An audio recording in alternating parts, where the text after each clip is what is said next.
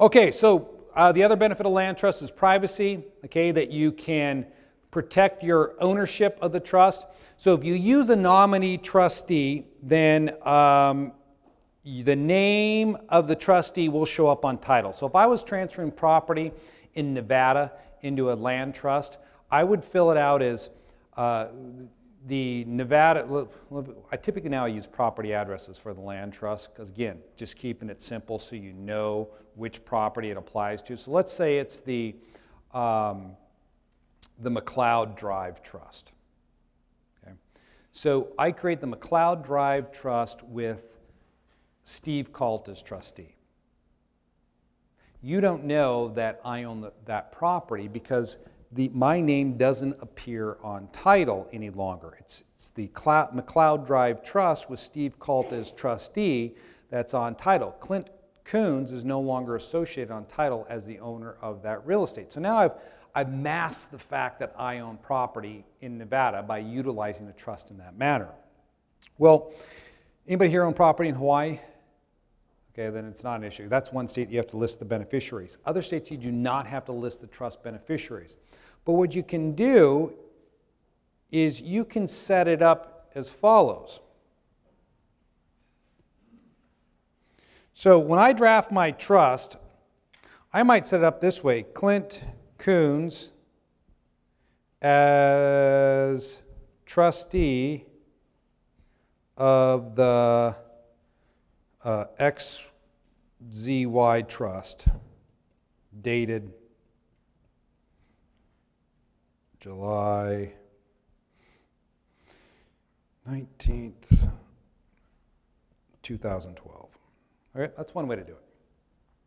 Another way to set this up, if I want to serve as my own trustee and I don't trust somebody else to be it, I would come up with a different name. I would call this the Super Fund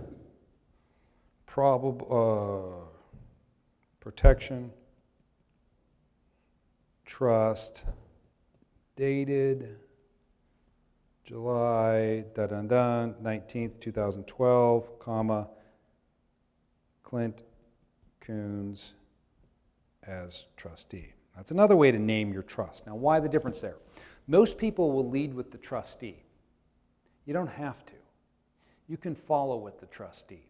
If you live in a county that has only so many characters that are going to show up, and my clients, a guy called this the other day from Florida. He goes, I watch Clint's DVDs and this works awesome. Not Florida, Georgia. See, you look at what the county can take online, and they only can handle so many characters. You figure out how many characters are there, and you just make your trust name long enough that the trustee doesn't show up. So if somebody's pulling title, you're still on there and they don't know it's you because it only says, it says Super Fund Protection Trust, duh. And that's all that's going to show up if they ran you through. Now, if they went down and actually pulled, but people aren't going to do that. They're not going to go down there and actually pull the deed.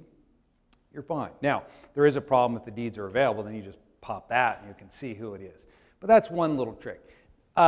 It's not